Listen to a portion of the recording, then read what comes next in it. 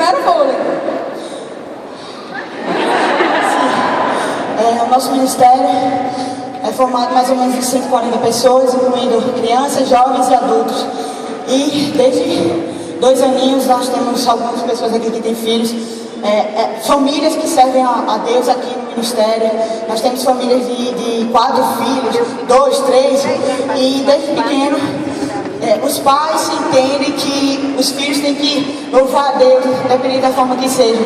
E foi através do tambor que Deus nos entregou esse chamado para onde nós pisarmos, a terra será santa. Para se cumprir a palavra que o Senhor diz, aonde a planta dos nossos pés pisar, será nos dado por herança. Amém. Eu conversava com a pastora e ela ainda não tinha visto o texto de Isaías que diz: ao som dos tambores, o Senhor, a cada batida dos tambores, destruirá o rei da Síria.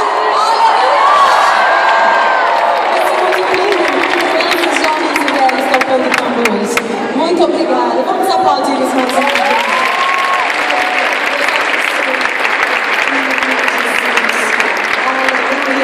A adoração brasileira pertence ao Senhor Jesus. Aleluia.